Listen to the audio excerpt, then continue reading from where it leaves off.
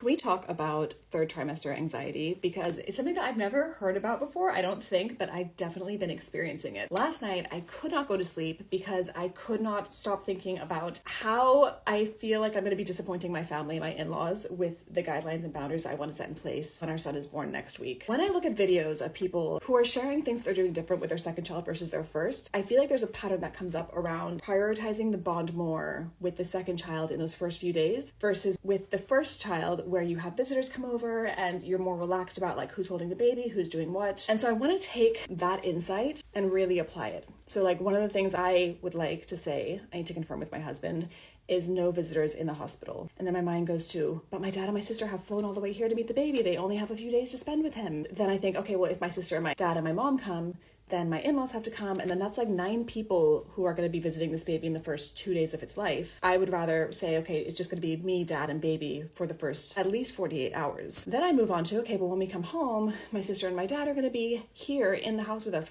for 2 days before they then leave and give us space to heal and kind of get into the swing of things. And then I feel guilty because I think what I don't want to have happen is my in-laws all come over and then they get along super well with my family, which is wonderful, but then everyone's having like a big party in the living room. Last night, I started drafting a message basically saying that we don't know what we're going to want in those first few days and weeks, but to bear with us. We expect we're going to want a quiet house, and we expect we're going to want short visits when those visits take place. And I don't know how that's going to go down, especially with my in-laws who are Latin. I think that's very anti-Latin culture. I have a great relationship with my in-laws. I love my in-laws. I think they're going to be very respectful and understanding, but I'm still getting anxiety about it and about how I can communicate it in a way that's loving and not going to make them feel alienated. Then we get onto the rules for new life with baby. I made a video about the newborn guidelines and rules that we want to have. Things like please don't kiss the baby, certain vaccinations that we're asking people to get. We've already had someone in the family kind of politely and understandably push back against the vaccination thing. I think she has a very good reason for not wanting to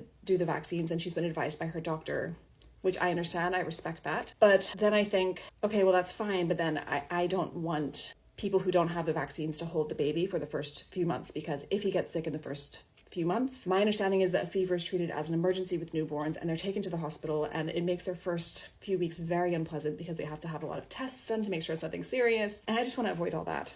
But I also don't want to disappoint the people in my family, because again, I understand why they might not want to get the vaccine, and fine. And then I come back to thinking, I'm the mother. I've been building this baby every single moment of every single day for months. This baby knows nothing but me. And just reminding myself that I'm the mother. I'm empowered to do what I think is best for this baby alongside my husband. He's the only other opinion that really matters. And it's just such a weird role to come into, because there's like an element of imposter syndrome because I've never done this before. And telling like my parents or my in-laws who are older than me, obviously, things that we want them to do or not do, it feels like uncomfortable, but boundaries don't always have to feel comfortable to be valid. And then I'm also having anxiety just about people holding him, which I know is ridiculous in principle. Just the idea of like someone holding him for too long or him crying in someone else's arms stresses me out, and he's not even here yet. So I'm trying to chill out unsuccessfully, as you can tell, but I'm just feeling a lot of anxiety about other people's expectations and falling short of other people's expectations. And I just don't want to be stressed. And right now I feel like I'm stressed, not even about the baby, but just about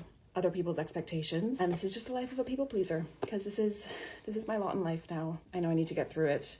I'd love to hear if you felt this kind of anxiety. Please help me feel less alone. How did you manage it? I'd love to hear if you set boundaries, how you did that in a way that felt good for you. I think for me, again, I want to strike the right balance of communicating our needs while not making people feel alienated or like we don't want them around, because we do want them around. We just want them to follow our guidelines that are there for good reasons. Would love to know what you think, or if I'm just alone feeling this third trimester anxiety.